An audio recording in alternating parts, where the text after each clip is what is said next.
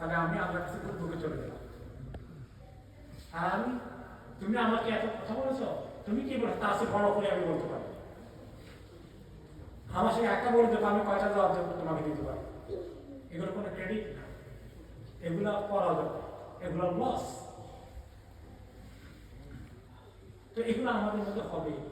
এই হওয়াটাকে আমরা যে আগে কন্ট্রোল করে ফেলবে নিজেকে, যে নিজেকে মানে সরিয়ে আনবে, একটা কটু কথা বলে ফেলেছেন স্বামী স্ত্রীকে, স্ত্রী স্বামীকে বলেছে, আর যদি সঙ্গে সঙ্গে জবাব দিলে খুব ভালো লাগে, মজা লাগে।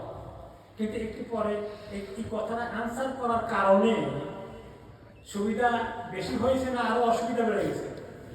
অসুবিধা বেড়ে গেছে। একদিন বলুন একতরফা 3-4 সপ্তাহ, 5-6 সপ্তাহ, 10টা বলুন, কোন রকম ভালো করতে পারে। আমি যদি একটাও না বলি, কতক্ষণ বলবে একটা, টায়ার পরে পরে আমি ছেড়ে দিবে।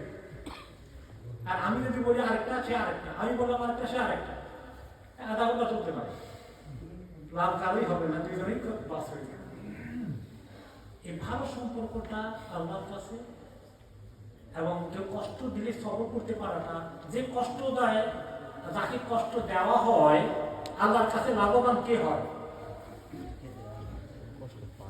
যে কষ্ট পায় সে লাভবান হয়, যে কষ্ট দেয় সে ক্ষতিগ্রস্ত হয়। সব লেখা হইল। এবং এক একটি কথা যে আমি কষ্ট দিয়েছি, আল্লাহ জিজ্ঞেস করবেন, এইভাবে শোধ করো আজকে।